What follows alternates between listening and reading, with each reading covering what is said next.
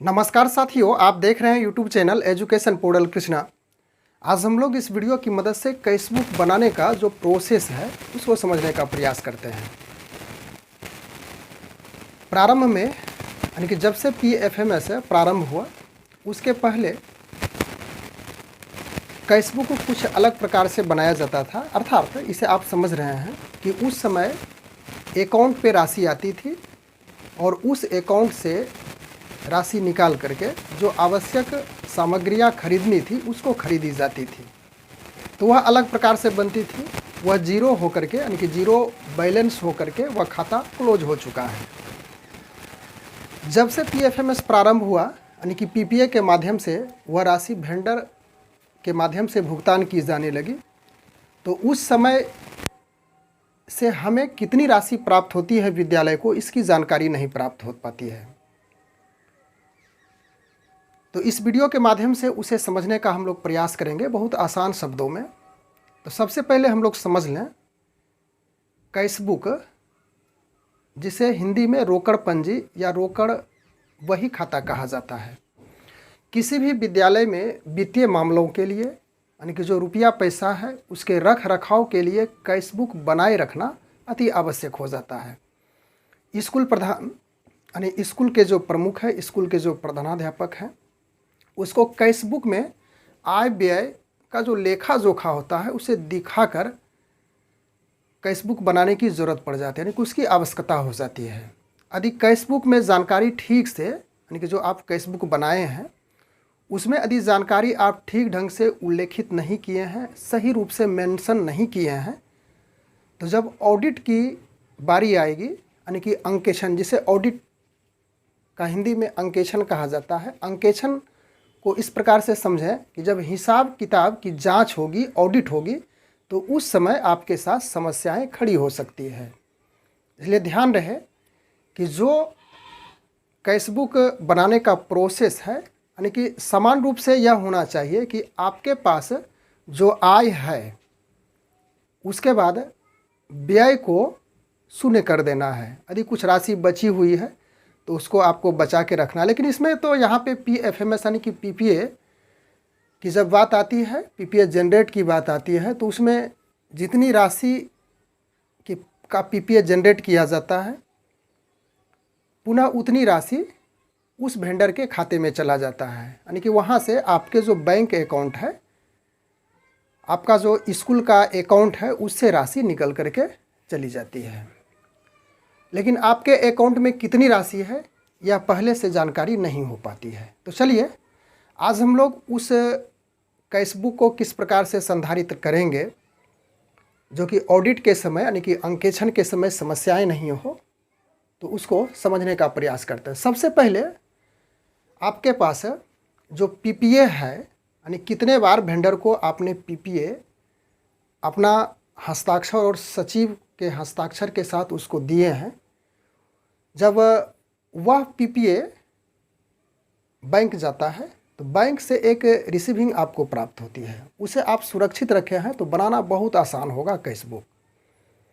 यदि उसे आप सुरक्षित नहीं रख पाए हों, किसी कारणवश वह कहीं गायब हो चुका हो, खो गया हो, या तो वेंडर आपको वह PPA जो रिसीविंग है वह मुहैया नहीं कराया हो, तो आप जो बैंक का स्टेटमेंट है उसे यदि आप निकाल लेते हैं तो उसमें भी सारे डिटेल दिए हुए रहते हैं। उसकी सहायता से आप कैशबुक को संधारित कर सकते हैं। तो चलिए हम लोग एक एक करके समझने का प्रयास बोर्ड पर आकर करते हैं। यह वित्तीय वर्ष 2022-23 के लिए PFMS कैशबुक का एक डेमो है, एक नमूना है, स्पेसिमेन है। आप उसको देख सकते हैं। आपके पास रजिस्टर होगा, कैशबुक रजिस्टर आप देख ही लिए होंगे। इस प्रकार का कैशबुक रजिस्टर होता है, उसी का यह डेमो है, उसी का एक नमूना है। बाएं भाग में रिसिप्ट्स रहता है, इसमें कॉलम इस प्रकार से ही खींचा रहता है। इसमें समझने में हम लोगों को आसानी होगी, इसलिए बड़े बड़े अक्षरों के साथ हम लोग एक एक करके हर बारी की वो समझने का प्रयास करेंगे। तो बाएं भाग में इसको दो पार्ट में विभक्त किया रहता है, जिसे एक पेज संख्या कही जाती है। रिसिप्ट हो गया, सबसे पहले तो यहाँ पे इस कॉलम में डेट होगा, उसके बाद यहाँ पे रिसिप्ट यानी कि आय उसके बाद अमाउंट टोटल, फिर इसके राइट हैंड में यानी दाएं भाग में फिर उसी प्रकार से डेट होगा, लेकिन यहाँ पे पेमेंट्स यानी कि व्यय लिखा रहेगा। उसके बाद अमाउंट और टोटल होगा। यहाँ पे एक चीज़ नहीं लिख पाए हैं, इसको देख लीजिएगा। यह लेजर फोलियो होता है यहाँ पे लिखा हुआ, इसमें यह जो कॉलम छूटा हुआ है LEDGER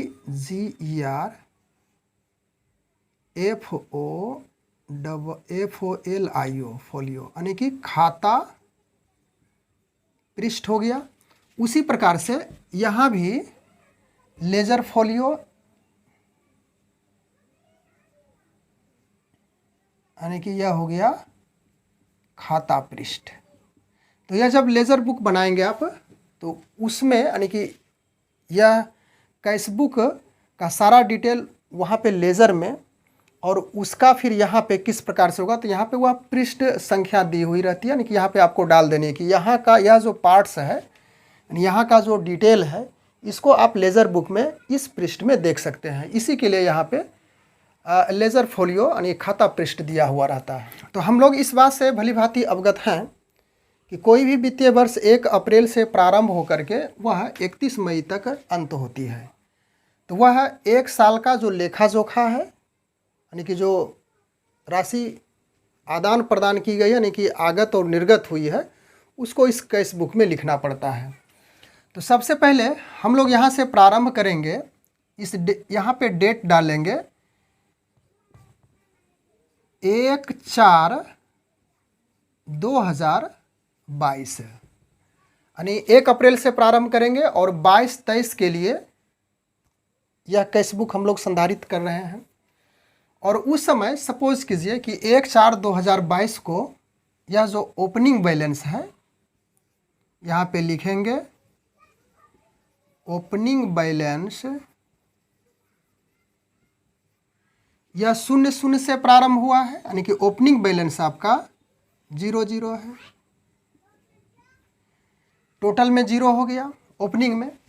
इसके बाद आपके पास जो PFMS जनरेट किया गया, यानी कि PFMS के माध्यम जो अप्रूवल डेट दिया गया, वह आपका डेट मान के चलिए कि 17/10/2022 को हुआ।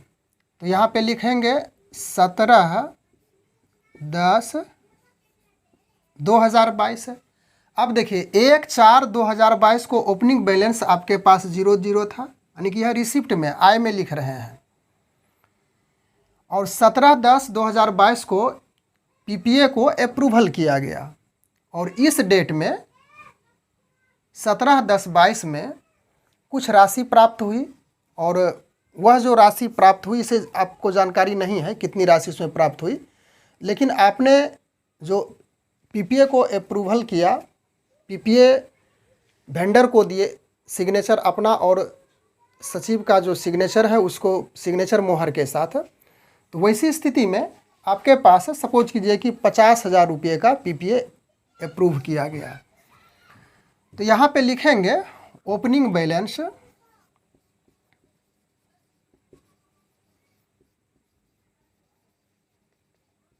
यह पुनः 0 होगा। लेकिन इस बीच में यानी फाइनेंशियल यानी अकाउंटेंसी का नियम है कि बीच में जो भी डेट है वह छूटना नहीं चाहिए, उसे भी मेंशन करना पड़ता है।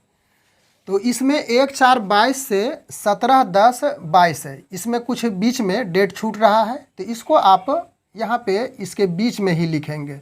सबसे पहले इसी को लिख लेंगे, उसके बाद जो आगे का लाइन होगा उसमें लिखते चलेंगे। तो इसमें लिख देंगे 1/4/22 ओपनिंग बैलेंस 0 हो गया, तो यहाँ पे लिख देना है नो ट्रांजैक्शन फ्रॉम 2/4/22 टू 16/10/22। तो यह हो गया। तो नोट यानी कोई ट्रांजेक्शन नहीं हुआ है इसके बीच में, और ओपनिंग बैलेंस भी आपका 0 है। लेकिन 17/10/22 को आकर के इस डेट में ओपनिंग बैलेंस हुआ है वह 00 और इसमें राशि भी प्राप्त हुई है, यानी कि राशि प्राप्त करने का अर्थ हो गया कि आपने पीपीए जनरेट करके वेंडर को राशि दी है और वह 50,000 रुपये की राशि आपने दी है। तो यहाँ पे लिखेंगे रिसीव्ड कंपोजिट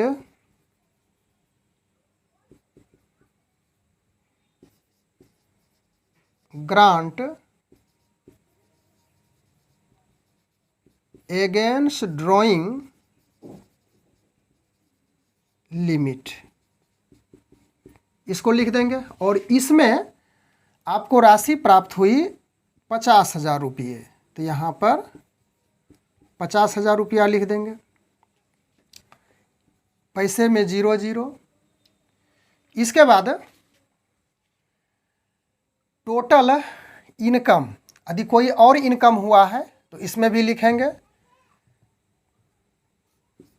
बीच में यदि कोई इनकम है तो यहाँ पे इनकम लिख देंगे। उसके बाद लास्ट में यहाँ पे टोटल इनकम,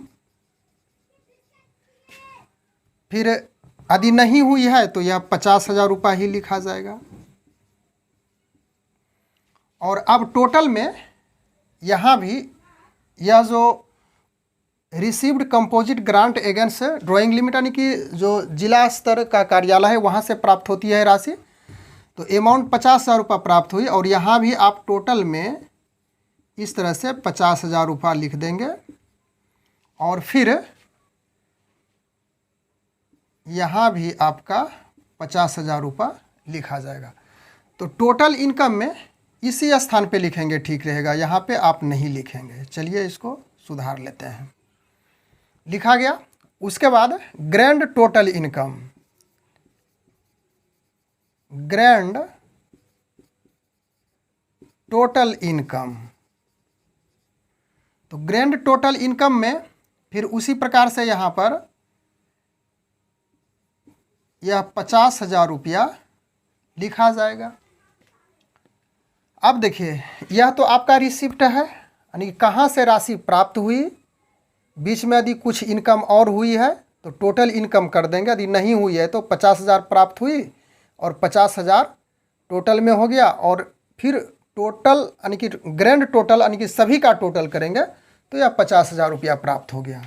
तो यह तो हो गया रिसिप्ट में, यानी कि जो आपने पीपीए यानी कि अप्रूवल डेट के अनुसार से जो पीपीए दिए उस अनुसार से यह राशि प्राप्त हुई। और यहाँ पे ध्यान रखिएगा 17/10/22, सपोज कीजिए कि आपका पीपीए का अप्रूवल डेट 17/10/22 से प्रारंभ होकर के एक्सपायरी डेट ऑफ पीपीए यानी कम से कम 10 दिन का समय रहता है, तो 27/10/22 तक रहेगा उसमें। तो उस अप्रूवल डेट और एक्सपायरी डेट के बीच का कोई भी डेट आप दे सकते हैं। जब आपको रिसीविंग प्राप्त हो तो उसमें बैंक का भी मोहर प्राप्त रहता है और सिग्नेचर भी किया रहता है, तो उस डेट को भी आप दे सकते हैं। तो यहाँ पे जिस डेट को आपने डाला उसी डेट को फिर यहाँ पे, लेकिन ध्यान रखिएगा इधर यह जो आपका नो ट्रांजेक्शन फ्रॉम 2/4/22 टू 16/10/22 है, फिर इसी प्रकार से यहाँ पे लिख देंगे वही डेट एक। अब पेमेंट्स की बात कर रहे हैं तो 1/4/22 और लिख देंगे यहाँ पर नो ट्रांजेक्शन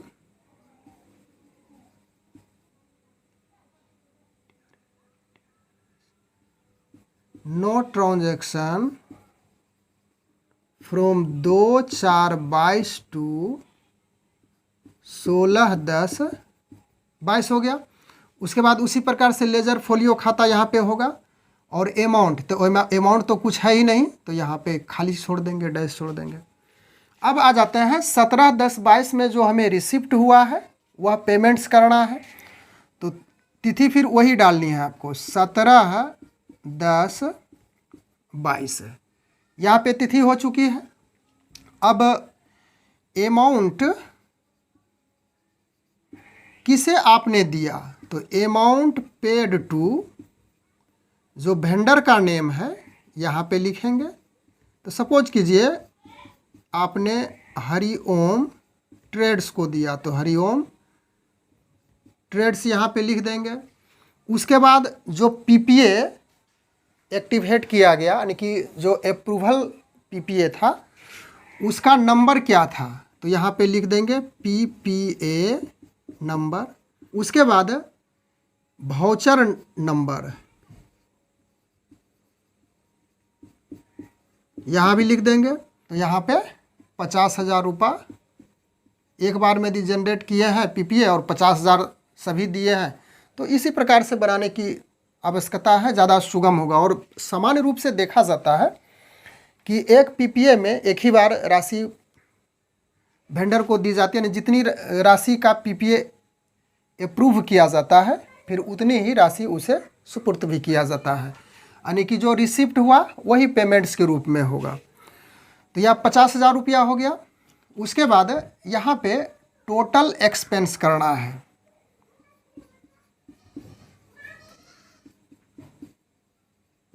टोटल एक्सपेंस, तो टोटल एक्सपेंस में जो आपका होगा इसी को देंगे 50,000 रुपये। उसके बाद टोटल में फिर क्लोजिंग बैलेंस यहाँ पे लिखेंगे। टोटल एक्सपेंस हो गया, तो फिर क्लोजिंग बैलेंस, तो क्लोजिंग बैलेंस फिर होगा 0 क्योंकि 50,000 रुपया टोटल आपने दे दिया तो कुछ तो राशि बची नहीं। उसके बाद ग्रैंड टोटल करेंगे। ग्रैंड टोटल, तो यह टोटल एक्सपेंस और क्लोजिंग बैलेंस दोनों मिला करके ग्रैंड टोटल हो जाएगा। तो यहाँ पर हो गया फिर 50,000। फिर इसको आप इस स्थान पे लिख देंगे, यानी कि 50,000 रुपये क्लोजिंग 00। उसके बाद टोटल करेंगे तो यह फिर हो जाएगा 50,000 रुपये। तो इस प्रकार से 50,000 की राशि यानी कि रिसिप्ट आई हुई और पुनः यानी कि यह जो 50,000 रिसिप्ट्स हुआ और उसके बाद पेमेंट्स के रूप में 50,000 रुपया फिर दे दिया गया। तो फिर अगला जो ओपनिंग बैलेंस होगा वह 0 होगा। तो यह एक पीपीए के लिए ऐसा हो गया। और यहाँ पे जो जगह बचेगा, कुछ जगह बचाना भी है। यहाँ पे हेड टीचर का सिग्नेचर और उसके बाद जो सचिव है उसका भी सिग्नेचर और मोहर होगा। उसके बाद आगे जब अप्रूवल डेट पुनः नया पीपीए के लिए होगा और उसकी राशि वेंडर को दी जाएगी, तो फिर आगे इसी प्रक्रिया का पालन करके यानी कि इसी तरह से अनुकरण करके अगले ट्रांजेक्शन को फिर फुलफिल करते हुए चलना है। तो इस प्रकार से हम लोग इस वीडियो के माध्यम से इस बात को समझने का प्रयास किए कि इसमें जो पीएफएमएस का अकाउंट है उसमें कितनी राशि है उसका हमें जानकारी नहीं हो पाती है। उसकी जानकारी नहीं रहने की वजह से जिस समय हम पीपीए जनरेट करते हैं वेंडर को देने के लिए, तो वह राशि यानी जितने राशि का पीपीए जनरेट किया गया वही मेरा आय हो गया, यानी रिसिप्ट्स हो गया। और किन किन प्रोसेस से किनको किनको दिए, किन किन कामों के लिए दिए, वह फिर किन वेंडर को दिए, उस पीपीए का नंबर क्या था, तो वह पेमेंट्स के रूप में लिखा जाएगा। यानी 50,000 की राशि का जो पीपीए जनरेट किया गया, पुनः 50,000 की राशि व्यय हो गई, यानी कि पेमेंट्स किया गया। तो बहुत आसान है कैश बुक लिखना, ज़्यादा परेशानी की बात नहीं है, बशर्ते यदि आपको स्टेटमेंट बैंक का प्राप्त हो जाए और यदि आपके पास सभी पीपीए को सुरक्षित रखे हैं तो उससे आसानी तरीके से आप कैश बुक का संधारण कर सकते हैं। बस आज के वीडियो में हम लोग इतनी ही चर्चा करने के लिए उपस्थित हुए थे। मिलेंगे एक नए टॉपिक के साथ एक नए वीडियो में। बस धन्यवाद।